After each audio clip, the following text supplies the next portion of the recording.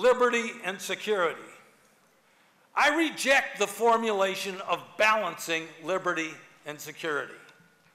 I don't believe anything stands to be balanced against freedom. I don't think it needs a counterweight. When we talk about security, I think we ought to ask, secure what? You see, for me, the purpose of security is to reinforce and enhance freedom. So when we are talking about security, we're talking about something that enhances or elevates freedom. It's not something that competes with freedom or stands as a counterweight to freedom.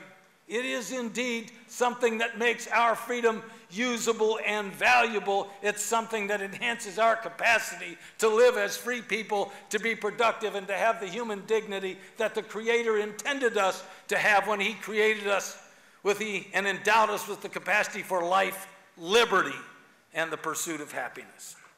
I think when defending freedom, if you refuse to call a war, you're unlikely to be able to defend it successfully.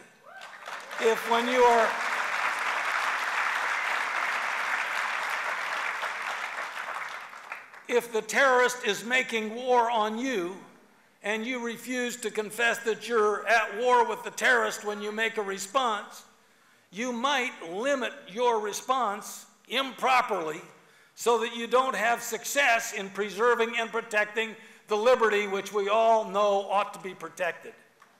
To the extent that we are at war, we have the ability, and I believe we have the duty from time to time, to respond with the mechanisms and capacities of war, rather than to put our head in the sand and to think that we're not at war, or to fail to consider whether at war because we're so in love with the vocabulary of the civil justice system.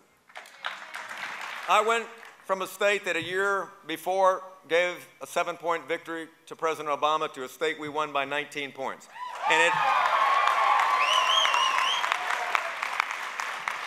And I can tell you, there's something happening in this country. People are hungry for principled, conservative ideas to be enacted at every level of government.